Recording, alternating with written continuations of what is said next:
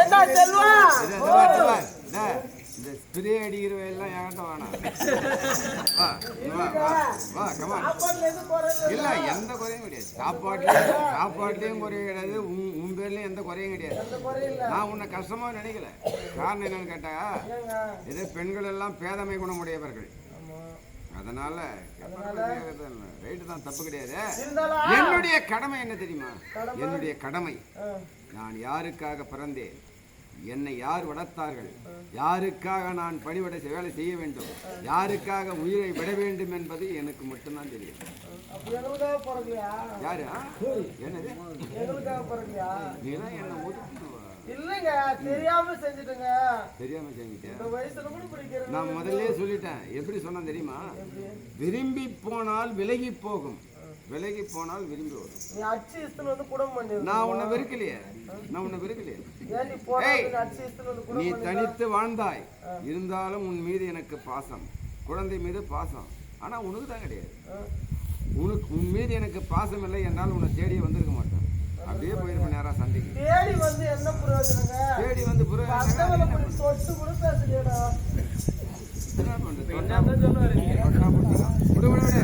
ஏங்க? உன்ன கை விடு. அப்படி இருந்தா கை கழுவுங்க. ஆன் பண்றேன்.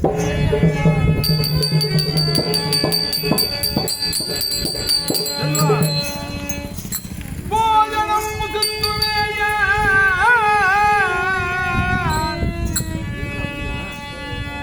போஜனம் முசுத்துவேயா. பொருந்தவே கையலம்பி நேசமாய் ஆசனத்தில் நெறியுடன் அமர்ந்தேறி போ.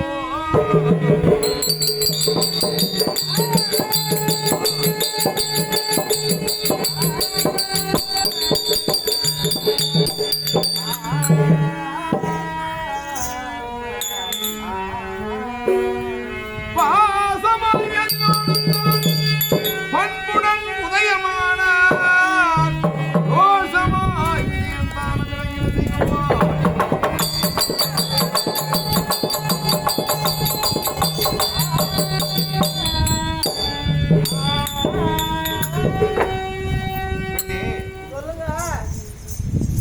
என்னை வசியம் செய்யக்கூடாது. உணவருந்தி விட்டேன். அப்படி இருந்தாலும் கைகளை சுத்தம் செய்து விட்டேன். இருங்க, போகிறதுக்கு முன்ன ஏங்க கொஞ்ச நேரம்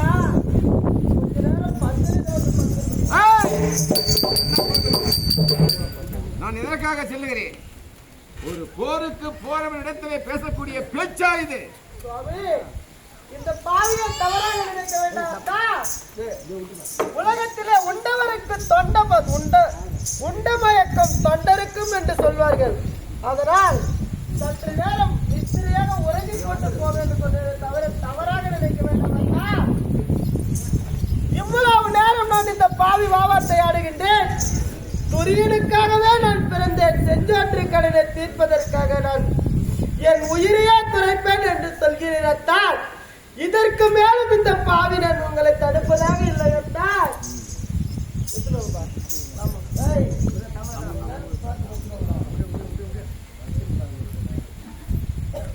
சுவாமி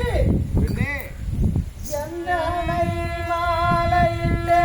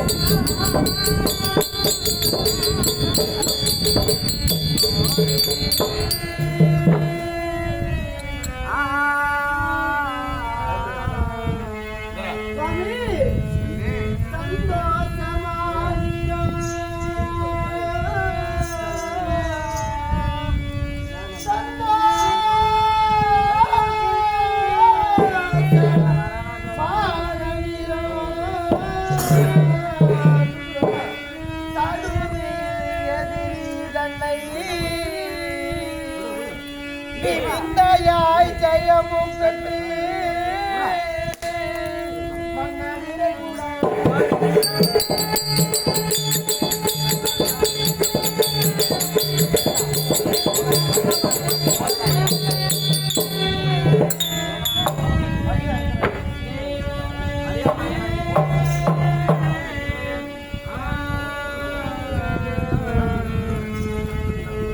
சுவாமி, இந்த பாவி இதற்கு மேலும் தடுத்தால், போகும் பொழுதே தடுத்தால், அதனால் தான் இவருக்கு இப்படி ஆகிவிட்டது என்று சொல் வேண்டாம் சாமி.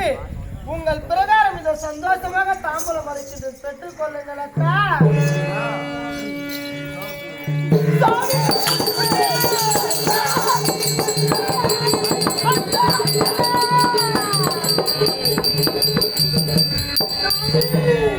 இந்த பாவி கிடைத்த தாம்பூலம் தவறு விட்டது அக்கா. இத்தனை வருட காலமாக இந்த பாவி தாம்பூலம் பெற்று வரலாம் என்று நான் தெரியல அக்கா. அதற்கு கூட இந்த பாவிக்கு கொடுப்பது இல்லை அக்கா. உன்னுடைய மனநிலை அறிந்து உன்னுடன் சேர்ந்து வாழலாம் என்று நினைத்தாலும் நட்பு பாசம் எனக்கு உயிர் கொடுத்து உடல் கொடுத்து என்னை வளர்த்து ஆளாக்கிய அந்த மன்னர் பெருமானுக்காக உயிரையும் விட தயாராகிவிட்டேன்.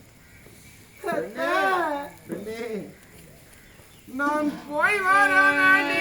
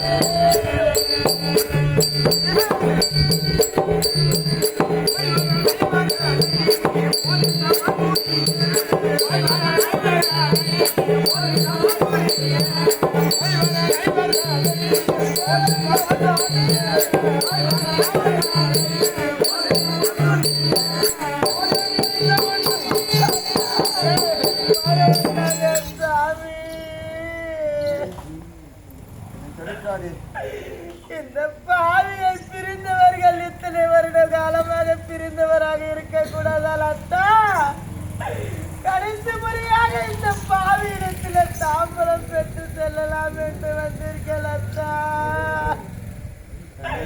அதற்கு கூட இந்த பாவிக்கு கொடுப்பது இல்லாமல் போய்விடுது அத்தா. என்ன செய்வது பெண்ணே? அத்தா, ஒருவேளை எந்த ரணகளத்தில் சென்று அந்த விஜயனை வென்று வந்து விட்டால் அத்தா, கண்ணனும் கண்ணன் மனைவியும் பிள்ளையும் சந்தோஷமாக இருக்கின்றார் என்று சொல்வார்கள் அத்தா. ஒருவேளை எந்த ரணகளத்திலே உங்களுக்கு ஏதாவது ஆகிவிட்டால் அத்தா, இந்த பாவியை என்னெல்லாம் பண்ணுவார்கள் தெரியும் அத்தா. என் சாமி அத்தா, குங்குமத்தை அழிக்கவா என் கூந்தலை நான் தலைக்கவா, மஞ்சளை நான் மறக்கவா, என் அத்தா, என் மாங்கல்யத்தை அழிக்கவா, குங்குமத்தை அழிக்கவா, கூந்தலை அழிக்கவா.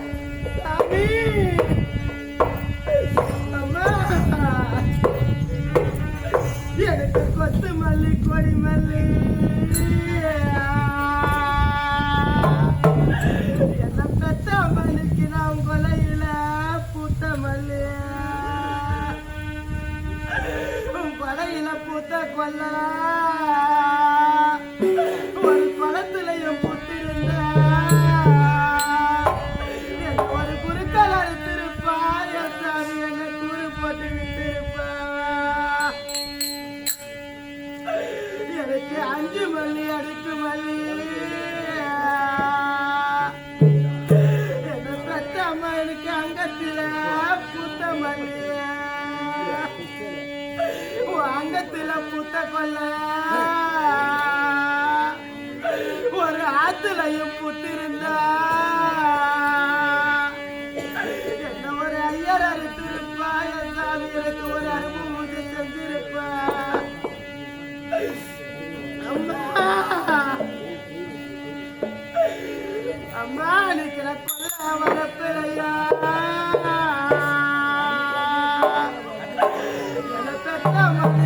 கொத்தி வச்ச தென்னங்கண்ண இன்னைக்கு அங்க குறுத்து பிரியலையே என் சாமினா உன் குணம் போல வாழலையே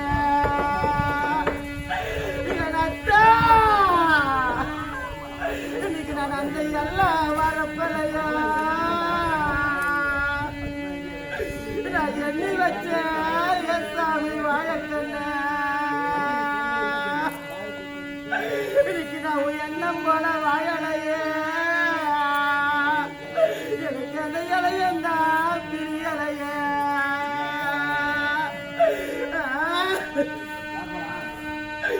எனக்குள்ள பசுமாடு என்ன பெத்த அம்மனுக்கு எனக்கு கொட்டாயில கட்டிருக்கா இன்னைக்கு நான் கொடுத்த பொண்ணு ஊடு வந்தா என்ன பெத்த அம்மனுக்கு அந்த கொட்டை நிறைஞ்சிருக்கா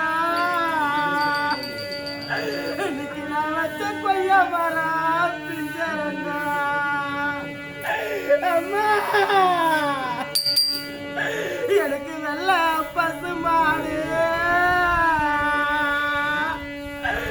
என்ன பெத்த மழை இன்னைக்கு எனக்கு வீதியில கட்டிருக்கா. இன்னைக்கு நான் வாழ்ந்த பொண்ணு வீடு வந்தா எம்மனுக்கு அந்த வாசனை நிறைஞ்சிருக்கா. நான் வச்ச வாழ மரம் எம்ம பிஞ்சரங்க எனத்தா இப்படியெல்லாம் இந்த பாவி என்ன செய்வார்கள் அத்தா? நான் ஏற்கனவே நித்திரையாக உறங்கிக் கொண்டிருக்கும் போது இந்த பாவி பொல்லாத கனவு கண்டேனத்தா. அதற்கு எதிர்மாறாக வந்து போருக்கு போகிறேன் என்று சொல்லிரத்தா. இந்த பாவி கொடுத்த தாம்பலமும் தவறி விட்டது ராஜா. ஒருவேளை எப்படி அந்த நிலகளத்திலே சென்று வென்று வந்து விட்டால் இந்த பாவியும் பிள்ளையும் கணவருடன் சந்தோஷமாக இருக்கிறார் என்று இந்த ஊர் மக்கள் தூற்றுவார்கள் அத்தா. ஒருவேளை அந்த ரணகளத்தில் உங்களுக்கு ஏதாவது நடந்து விட்டால் அத்தா எனக்கு ஒரு ஆதாரம்.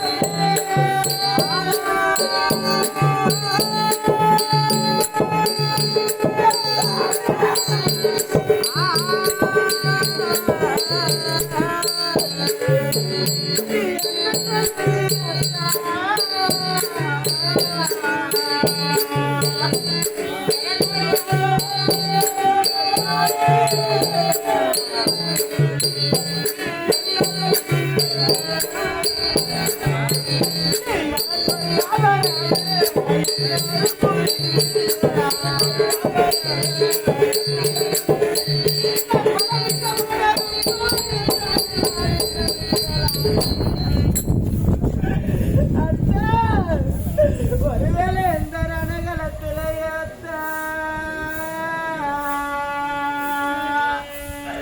உங்களுக்கு ஏதாவது நடந்து விட்டால் இந்த பாவிக்கும் பிள்ளைக்கு ஒரு ஆதரவு சொல்லுங்க சாமி. எனக்கு ஒரு ஆதரவு சொல்லுங்க அத்தா. எனக்கு ஒரு ஆதரவு சொல்லுங்க சாமி.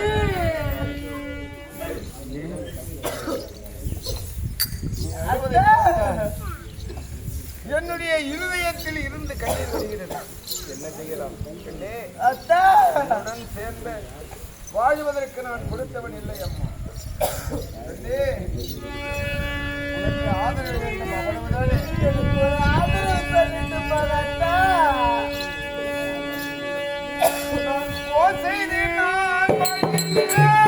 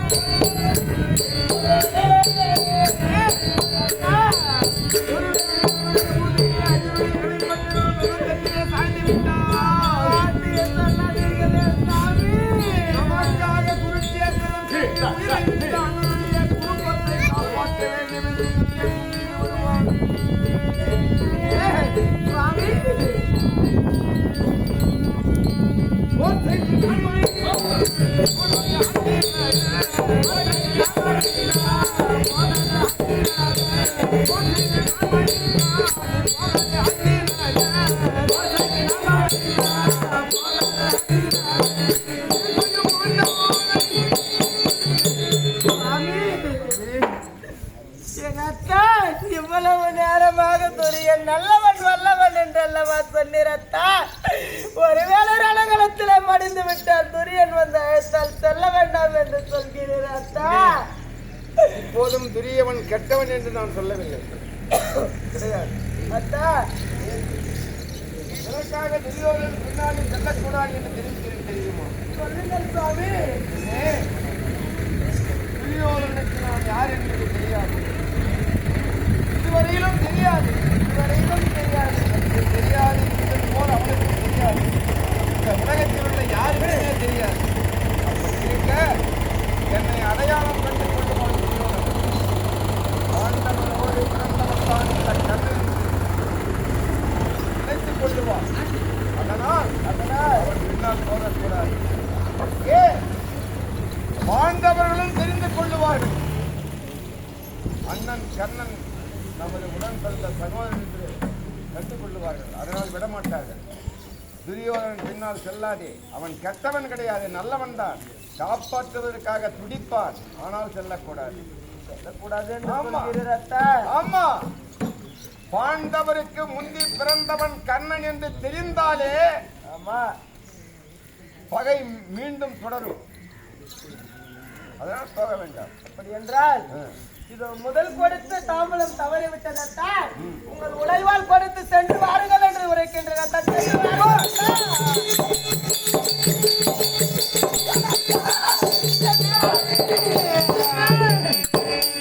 மறுபடியும் வாள் கொடுத்து வெற்றியோடு திரும்பி வாருங்கள் மன்னா என்று வழி அனுப்பி என்னை வழி வைக்கிறாயே. பாவி உங்களை அனுப்பலாம் என்று நினைத்தேன்.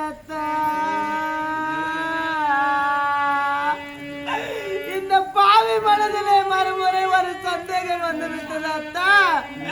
இந்த பாவி நான் யாரிடத்தில் கேட்டு தெரிந்து கொள்வேன் ராஜா? இத்தனை வருட காலமாக வாழ்க்கையை துளைத்து பாவி என்று பெயர் படைத்து விட்டேன் என் சாமி. என் பொக்கிஷத்தை மறந்து நான் இத்தனை வருட காலமாக என் வாழ்க்கையை தொலைத்து விட்டேன். இந்த ஒரு சந்தேகத்தை தீர்த்து விடுங்கள் அத்தான். நான் நீங்கள் தொட்டு தாலி கட்டி இந்த பாவியே உங்களை சேர்ப்பாக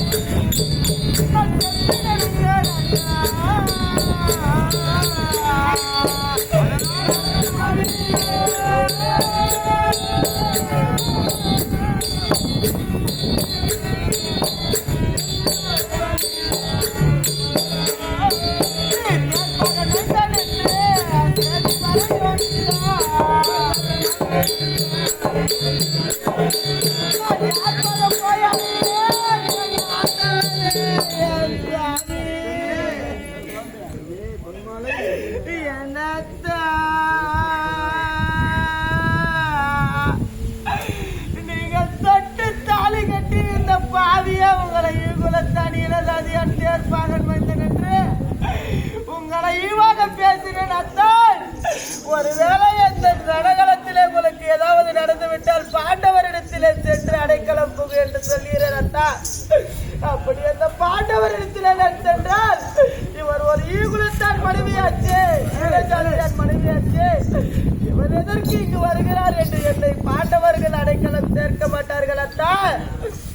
நீங்கள் ஒரு ஈகுலத்தான் அல்ல, ஈனஜாதியான் அல்ல, ஐவருக்கும் முந்தி பிறந்தவர் பாண்டவருக்கு உடன் பிறந்த அண்ணன் என்று இந்த ஊர் மக்களுக்கு எப்படி அத்தான் தெரியும்? அதனால் தான் அத்தான் உங்களை தடுத்தேன்.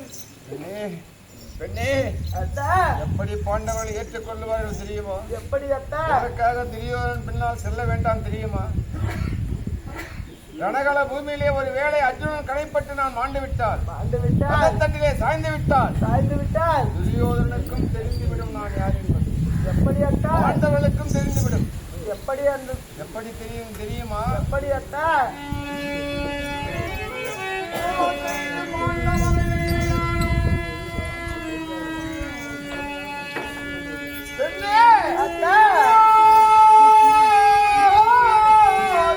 பாண்டவரை வென்று யானும் உவனுடனே வருவேனோ தெரியாதந்த வீரமுள்ள காண்டீவன் கணையால் பட்டு சொல்லாதீர்கள்.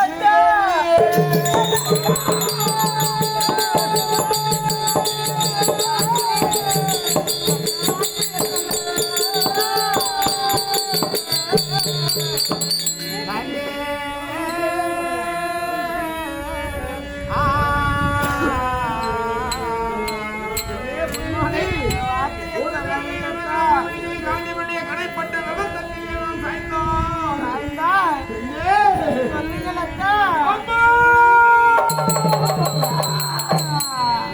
என்று சாய்வேன். அப்போது ராஜனவன் குதிரையரும்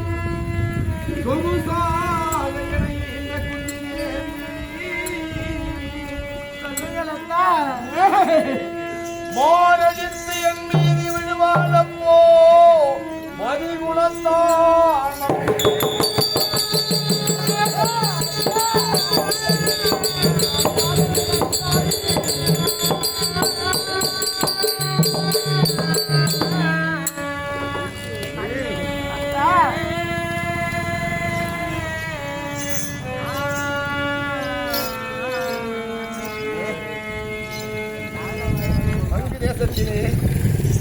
அரண்மனையிலே வருகின்ற அனைவர்களுக்கும் அள்ளி அள்ளி கொடுத்து மலர் என்று பெயர் பெற்றேன் அல்லவா?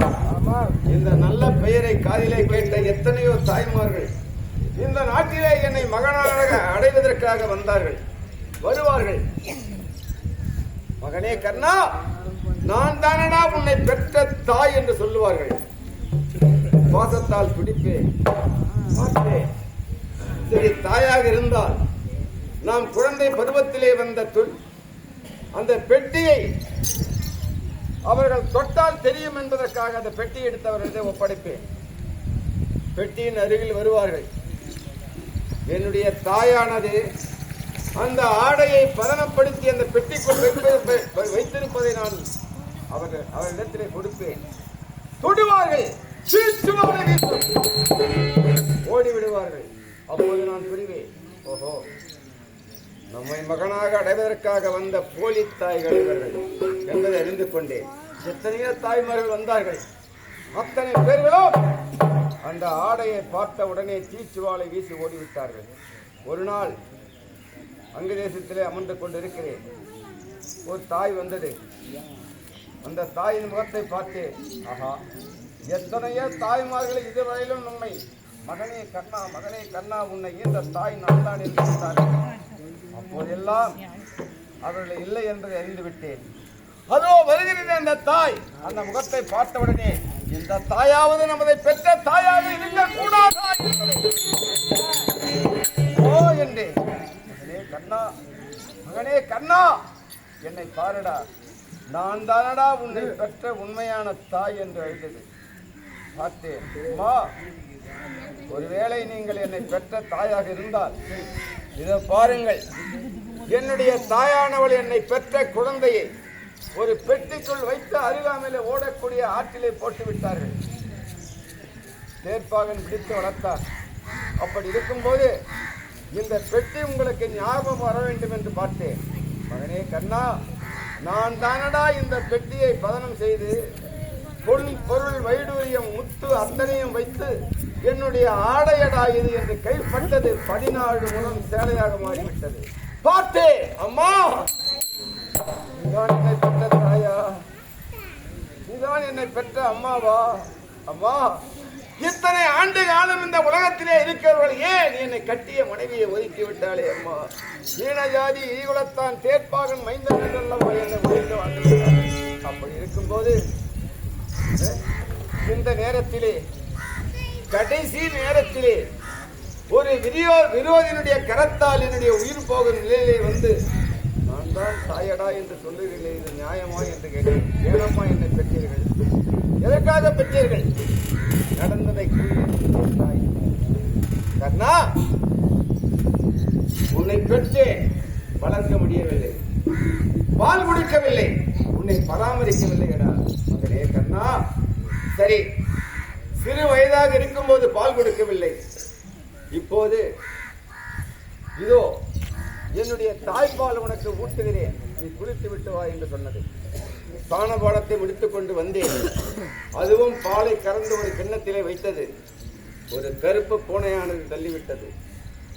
பால் கொடுக்காத பாவியாகிவிட்டேன், பால் குடிக்காத பாவியாகிவிட்டேன்.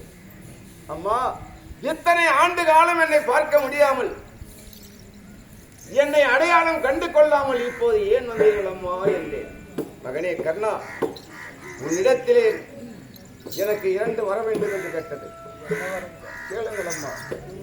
பெற்ற தாய், எத்தனையோ ஆண்டு காலம் கழித்து என்னுடைய பெற்ற தாயை நான் கண்டுகொண்டேன்.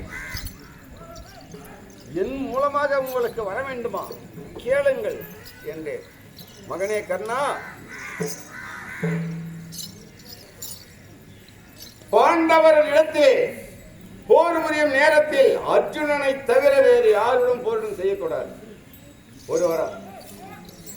2வது வரம், உன் கரத்திலே இருக்கக்கூடிய பாம்பு கணை இருக்கிறது, அரவக்கணை. அர்ஜுனன் மீது ஒரு கணைக்கு மேல் மறுகணை விடக்கூடாது என்று 2 சத்தியம் வாங்கிவிட்டது. கொடுத்து விட்டேன் அம்மா, கொடுத்து விட்டேன் அம்மா. இத்தனை ஆண்டு காலம் வந்து உன்னுடைய பால் குடிக்காத பாதியாகி விட்டேன். சரி இருக்கட்டும்.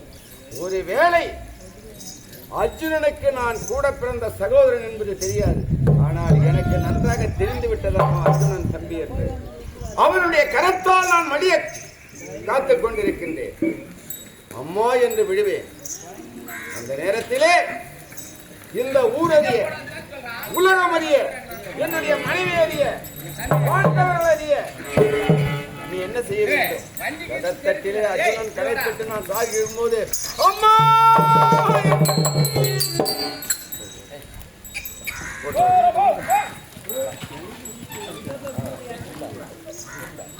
கொஞ்சம் ஏத்துங்கப்பா.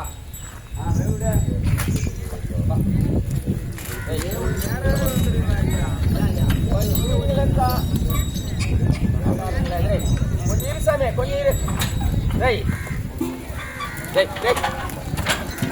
ஓட்டுவீங்களா? கொஞ்சம் ஏத்து.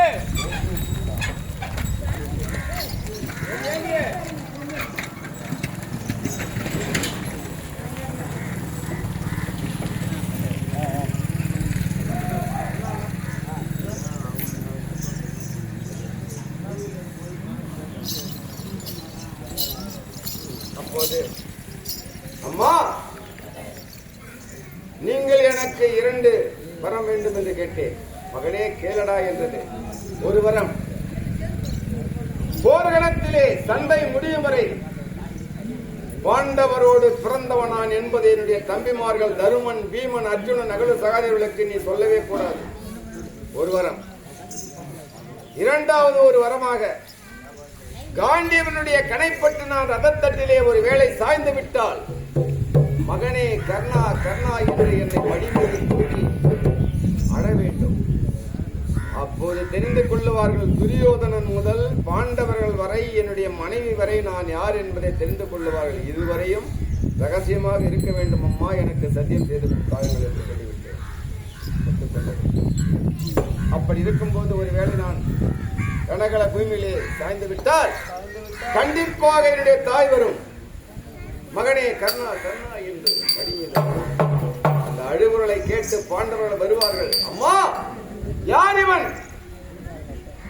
கர்ணன் யார்? எதற்காக மடி மீது அமர்த்தி அழுது கொண்டிருக்கிறீர்கள் என்று கேட்பார்கள். தர்மா, பீமா, கன்னி பருவத்திலே பிறந்தவன்டா இந்த கர்ணன் என்று கூறுவார்கள். அப்போது பாண்டவர்களுக்கு தெரிந்துவிடும். அப்போது உன்னை நினைப்பார்கள், அண்ணனுக்கு மனைவி உண்டு, மகன் உண்டு, காப்பாற்ற வேண்டும் என்று துடிப்பார்கள். ஆனால் துரியோதனன் வருவான். ஏன்? நமக்காக உயிர் விட்ட கர்ணனுடைய குடும்பத்தை காப்பாற்ற வேண்டும் என்ற எண்ணம், ஒரே நல்ல எண்ணத்தோடு உன்னை கூட்டி போக வருவார். பாண்டவர்கள் விடமாட்டார்கள். அதனால் நீ துரியோதனன் பக்கம் செல்லாதே. பாண்டவரோடு சேர்ந்தால் என்னுடைய தாய் குந்தியை விட உன்னை மேலாக பாவித்து உன்னை வழி நடத்துவார்கள். போய் வரட்டுமா? சுவாமி, இதற்கு மேலும் இந்த பாவி நான் உங்களை தடுப்பதாக இல்லை சுவாமி. உண்மையே நீ சொல்ல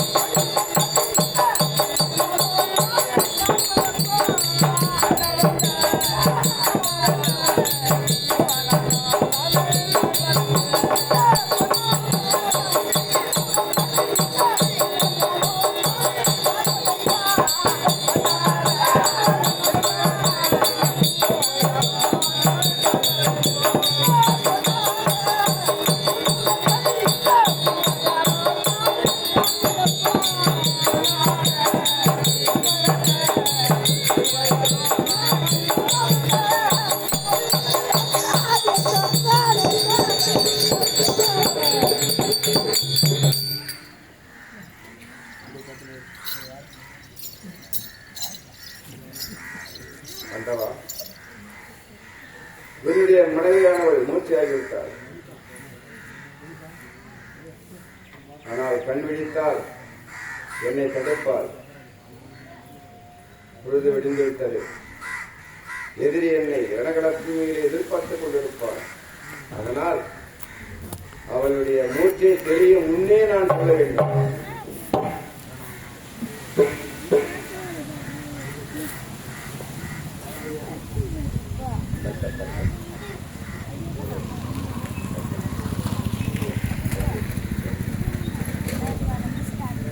சுபோஜயம்.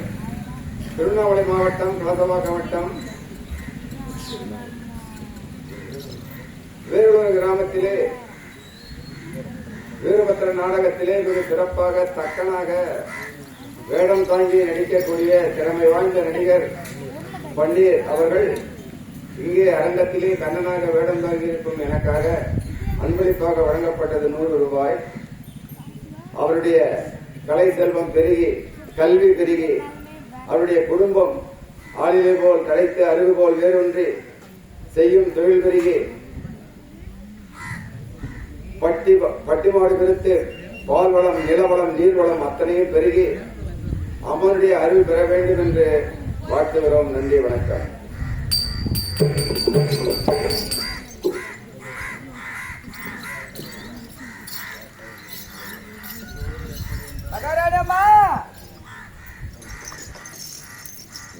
மகாராஜா தேரோடு போயிட்டாருமா. அங்க தேராரி என் கனவே